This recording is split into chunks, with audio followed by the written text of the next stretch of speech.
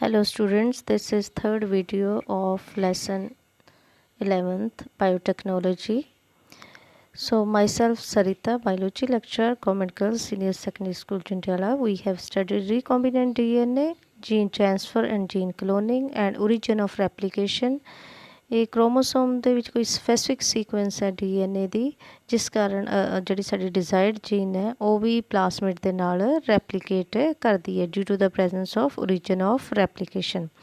Now let us study further.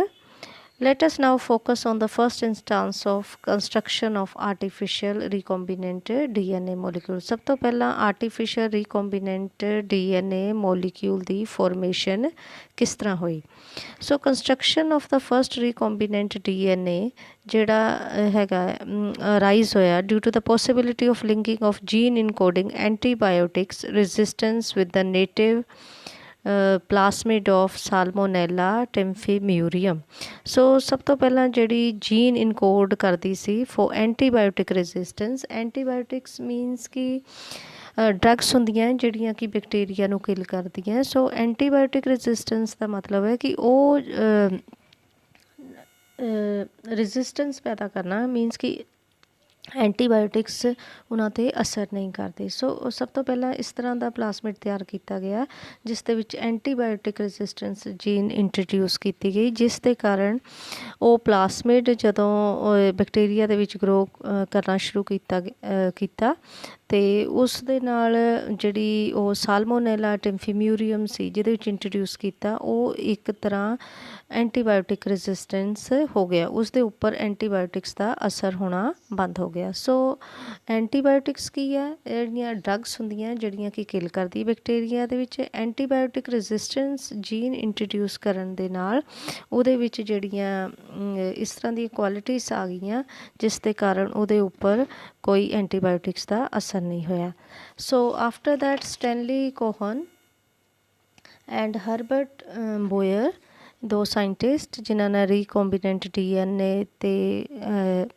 Formation ਕੀਤੀ ਸਭ ਤੋਂ ਪਹਿਲਾਂ ਇਹਦੇ ਵਿੱਚ ਜਿਹੜੀ ਐਂਟੀਬਾਇਓਟਿਕ ਰੈਜ਼ਿਸਟੈਂਸ ਜੀਨ ਹੈ that is antibiotic resistant gene plasmid ਦੇ ਵਿੱਚ ਐਡ ਕੀਤੀ ਗਈ and that plasmid was introduced in E. coli ਔਰ E. coli Escherichia coli so ਉਹਦੇ ਵਿੱਚ ਉਹ ਮਲਟੀਪਲਾਈ ਕਰਨੀ ਸ਼ੁਰੂ ਹੋ ਗਈ ਐਂਡ ਇਸ਼ਚਰੀਚੀਆ ਈ ਕੋਲਾਈ ਜਿਹਨੂੰ ਅਸੀਂ ਸ਼ੋਰਟਲੀ ਈ ਕੋਲਾਈ ਵੀ ਕਹਿੰਦੇ ਹਾਂ ਉਹਦੇ ਵਿੱਚ ਇਹ ਜੀਨ ਹੋਣ ਕਾਰਨ ਇਹ ਜਿਹੜੀ ਐਂਟੀਬਾਇਓਟਿਕ ਰੈਜ਼ਿਸਟੈਂਟ ਜੀਨ ਹੋਣ ਕਾਰਨ so it was not affected by antibiotics so first recombinant DNA was introduced in 1972 so ਜਦੋਂ ਇਹ ਪ੍ਰੋਸੈਸ ਹੋ ਰਿਹਾ ਸੀ ਉਹਦੇ ਵਿੱਚ the cutting of DNA at specific locations ਜਿਹੜੀ ਆਪਾਂ DNA ਨੂੰ ਕੱਟ ਕਰਨਾ ਹੈ at specific locations became possible with the discovery of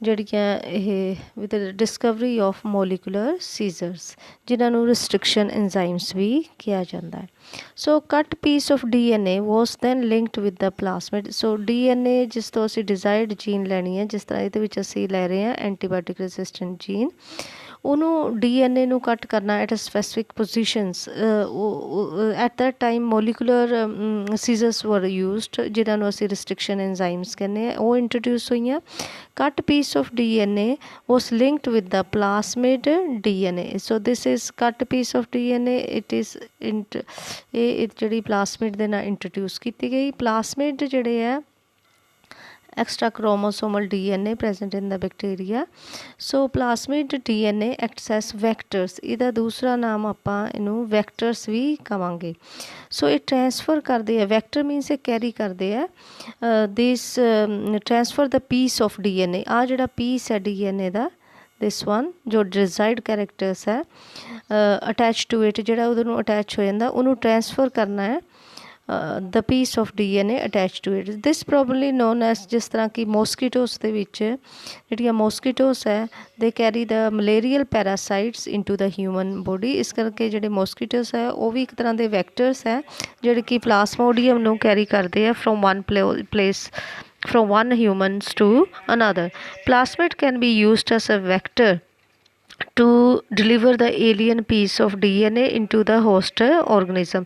ਸੋ ਇੱਥੇ ਜਿਹੜਾ ਪਲਾਸਮਿਡ ਹੈ ਉਹ ਇੱਕ ਤਰ੍ਹਾਂ ਜਿਹੜਾ ਡਿਜ਼ਾਇਰਡ ਜੀਨ ਹੈ ਉਹਦਾ ਏਲੀਅਨ ਪੀਸ ਜਿਹੜਾ DNA ਦਾ ਇਨਟੂ ਦਾ ਹੋਸਟ ਔਰਗੈਨਿਜ਼ਮ ਦੇ ਵਿੱਚ ਕੈਰੀ ਕਰਨ ਦੇ ਵਿੱਚ ਮਦਦ ਕਰਦਾ ਹੈ। ਸੋ ਲਿੰਕਿੰਗ ਜੇ ਅਸੀਂ ਕਰ ਦਿੰਦੇ ਹਾਂ antibiotic resistance gene with the plasmid vector became possible with the enzyme DNA ligase. So ਇਹਨੂੰ ਲਿੰਕ ਕਰਨਾ ਦਿਸ DNA ਜਿਹੜਾ ਸਾਡਾ ਡਿਜ਼ਾਇਰਡ ਜੀਨ ਹੈ ਉਹਨੂੰ ਲਿੰਕ ਕਰਨਾ ਵਿਦ ਦ ਪਲਾਸਮਿਡ ਦੇ ਨਾਲ that became possible only due to DNA ligase. ਕਿਉਂਕਿ ਇਹਨੂੰ ਜਿਹੜਾ ਪਲਾਸਮਿਡ ਦੇ ਨਾਲ ਉਹ ਪੀਸ ਨੂੰ ਅਟੈਚ ਕਰਨਾ that was possible due to the DNA ligase, so which acts on cut DNA molecules or joins the ends। plasmid ਦੇ ਜਿਹੜੇ cut ends ਹੈ ਔਰ ਜਿਹੜਾ ਉਹਦੇ ਵਿੱਚ DNA ਅਸੀਂ ਅਟੈਚ ਕਰਨਾ ਹੈ alien DNA of the desired gene ਉਹਨਾਂ ਨੂੰ ਆਪਸ ਵਿੱਚ ਜੋੜਨ ਲਈ DNA ligase was required। ਇਹ possible ਤਾਂ ਹੀ ਹੈ ਅਗਰ DNA ligase is available। So combination of the circular autonomously replicating DNA or created in vitro is known as recombinant DNA। in vitro ਦਾ ਮਤਲਬ ਹੈ ਕਿ outside living system। so extra chromosomal ਜਿਹੜਾ ਹੈ extra chromosomal DNA that is known as plasmid does not depend on chromosomal DNA। ਜਿਹੜਾ E. coli ਦੇ ਅੰਦਰ ਆਪਣਾ circular DNA ਹੈ ਦੈਟ ਕ੍ਰੋਮੋਸੋਮਲ DNA ਔਰ ਜਿਹੜਾ ਪਲਾਸਮਿਡ ਹੈ ਇਹ ਇਹਦੇ ਉੱਪਰ ਡਿਪੈਂਡ ਨਹੀਂ ਕਰਦਾ, ਇੰਡੀਪੈਂਡੈਂਟਲੀ ਰੈਪਲੀਕੇਟ ਕਰ ਸਕਦਾ ਹੈ ਇਨ ਵਿਟਰੋ ਇੰਡੀਪੈਂਡੈਂਟਲੀ ਰੈਪਲੀਕੇਟ ਕਰ ਸਕਦਾ ਹੈ। ਔਰ ਜਿਹੜਾ ਹੁਣ ਰੀਕੋਂਬੀਨੈਂਟ DNA ਤਿਆਰ ਕੀਤਾ ਗਿਆ with the addition of the desired gene it is able to replicate inside the body of the host. So ਇਹਦੀ ਰੈਪਲੀਕੇਸ਼ਨ ਜਿਹੜੀ ਅੱਗੇ ਹੈ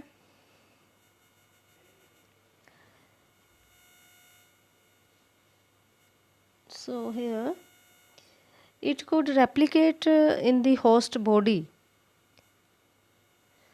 that means ਕਿ ਇਸਚੀਰੀਚੀਆ ਕੋਲਾਈ ਦੇ ਵਿੱਚ E. coli ਦੇ ਵਿੱਚ ਬੈਕਟੀਰੀਅਮ ਕਲੋਜ਼ਲੀ ਰਿਲੇਟਡ ਟੂ ਸਾਲਮੋਨੇਲਾ ਦੇ ਨਾਲ ਰਿਲੇਟ ਕਰਦਾ ਹੈ। ਇਟ ਕੁਡ ਰੈਪਲੀਕੇਟ ਸਿਰਫ ਉਹ ਪਲਾਸਮਿਡ ਤਾਂ ਹੀ ਰੈਪਲੀਕੇਟ ਕਰ ਸਕਦਾ in host body due to the presence of DNA polymerase enzyme. ਉਸ ਦੇ ਵਿੱਚ DNA ਪੋਲੀਮਰੇਸ ਐਂਜ਼ਾਈਮ ਹੋਣ ਕਾਰਨ ਜਿਹੜਾ ਇਹਦੀ ਰੈਪਲੀਕੇਸ਼ਨ replication ਹੋ ਸਕਦੀ ਹੈ if that enzyme is present in E. coli। the ability to multiply copies of recombinant this DNA ਜਾਂ antibiotic resistant gene ਜਿਹੜੀ ਅਸੀਂ ਇੰਟਰੋਡਿਊਸ ਕੀਤੀ E. coli ਦੇ ਵਿੱਚ ਉਹ ਉਹਦੇ ਵਿੱਚ capable of forming multiple copies ਆਪਣੀਆਂ ਬਣਾਉਂਦੀ ਹੈ ਔਰ ਇਸ ਪ੍ਰੋਸੈਸ ਨੂੰ ਆਪਾਂ ਕਹਾਂਗੇ ਕਲੋਨਿੰਗ। ਸੋ ਅਸੀਂ ਜੇ ਬੇਸਿਕਲੀ ਇਹਦੀਆਂ GMOs ਜਾਂ ਜੈਨੇਟਿਕਲੀ ਮੋਡੀਫਾਈਡ ਔਰਗੈਨਿਜ਼ਮ ਹੋ ਗਏ ਕਿਉਂਕਿ ਉਹਦੀ ਜੀਨਸ ਮੋਡੀਫਾਈ ਹੋ ਗਈਆਂ। ਸੋ ਇਹਦੀਆਂ ਕਿਹੜੇ ਬੇਸਿਕ ਸਟੈਪਸ ਹੈ ਇਹਦੀਆਂ 3 ਬੇਸਿਕ ਸਟੈਪਸ ਹੈ that is first is identification of DNA with desirable gene. ਪਹਿਲਾਂ ਸਭ ਤੋਂ ਪਹਿਲਾਂ DNA ਨੂੰ ਆਈਡੈਂਟੀਫਾਈ ਕਰੋ ਜਿਹਦੇ ਵਿੱਚ ਡਿਜ਼ਾਇਰੇਬਲ ਜੀਨਸ ਸਾਨੂੰ ਚਾਹੀਦੀਆਂ ਹੈ ਜਿਹਦੇ ਵਿੱਚ ਹੈ ਉਹ ਡਿਜ਼ਾਇਰੇਬਲ ਜੀਨਸ ਅਸੀਂ ਉਹਨੂੰ ਆਈਡੈਂਟੀਫਾਈ ਕਰਾਂਗੇ। ਦੈਨ ਦੂਸਰੀ ਸਟੈਪ ਹੋਏਗੀ introduction of the identified DNA into the host. ਫਿਰ ਜਿਹੜੀ ਅਸੀਂ ਆਈਡੈਂਟੀਫਾਈਡ DNA ਕਰ ਲਿਆ ਹੈ ਜਿਹੜਾ ਅਸੀਂ ਚਾਹੁੰਦੇ ਹਾਂ ਕਿ ਡਿਜ਼ਾਇਰਡ ਜੀਨ ਇਹ ਇੰਟਰੋਡਿਊਸ ਹੋਏ ਉਹਦੀ ਮਲਟੀਪਲ ਕਾਪੀਸ ਬਣ ਉਹ ਇੰਟਰੋਡਿਊਸ ਕੀਤਾ ਜਾਂਦਾ ਹੈ ਹੋਸਟ ਦੇ ਵਿੱਚ। ਤੀਸਰਾ ਹੈ ਕਿ maintenance of introduced DNA in the host and transfer of the DNA to its progeny। ਅਗਲੀ ਸਟੈਪ ਹੈ ਕਿ ਜਿਹੜੀ ਉਹਦੀ ਇੰਟਰੋਡਿਊਸ ਕੀਤਾ ਗਿਆ DNA ਹੈ ਜਾਂ with desired characters in the host or ਉਹਨੂੰ ਜਿਹੜੀ ਉਹਦੇ that characters of the introduced gene means ਕਿ ਜਿਹੜੀ ਇੰਟਰੋਡਿਊਸ ਜੀਨ ਕੀਤੀ ਹੈ that is further pass to its progeny. ਮਤਲਬ ਉਸ ਦੇ ਅੱਗੇ ਜਿਹੜੀ ਜਨਰੇਸ਼ਨ ਹੈ ਜਾਂ ਉਸ ਦੇ ਅੱਗੇ ਜਿਹੜੇ ਉਸ ਦੇ ਬੱਚੇ ਹੈ ਉਹਨਾਂ ਦੇ ਵਿੱਚ ਉਹ ਡਿਜ਼ਾਇਰਡ ਜੀਨ ਪਾਸ ਕਰ ਸਕੇ। So these are the basic steps in genetically modifying an organism. ਜੇ ਅਸੀਂ ਮੋਡੀਫਾਈ ਕਰਨਾ ਚਾਹੁੰਦੇ ਹਾਂ ਔਰਗਨਿਜ਼ਮਸ ਦਾ ਅਤੇ ਇਹ ਜਿਹੜੀਆਂ 3 ਬੇਸਿਕ ਸਟੈਪਸ ਹੈ ਆਈਡੈਂਟੀਫਾਈ ਕਰੋ DNA ਨੂੰ ਜਿਹਦੇ ਵਿੱਚ ਡਿਜ਼ਾਇਰੇਬਲ ਕਰੈਕਟਰਸ ਹੈ ਫਿਰ ਉਹਨੂੰ ਇੰਟਰੋਡਿਊਸ ਕਰੋ ਇਨਟੂ ਦਾ ਹੋਸਟ ਫਿਰ ਉੱਥੇ ਉਹ ਆਪਣੇ ਆਪ ਨੂੰ ਮੇਨਟੇਨ ਕਰੇ ਜਿਹੜਾ DNA ਇੰਟਰੋਡਿਊਸ ਕੀਤਾ ਇਨ ਦਾ ਹੋਸਟ ਸੈੱਲ ਔਰ ਉਹ ਆਪਣੇ ਜਿਹੜੇ ਡਿਜ਼ਾਇਰਡ ਜੀਨ ਦੇ ਕਰੈਕਟਰਸ ਹੈ that are passed further into the progeny ਅਗਲੀ ਜਨਰੇਸ਼ਨ ਵਿੱਚ ਵੀ ਪਾਸ ਹੋਣ। Now we will study tools of recombinant technology in the next video.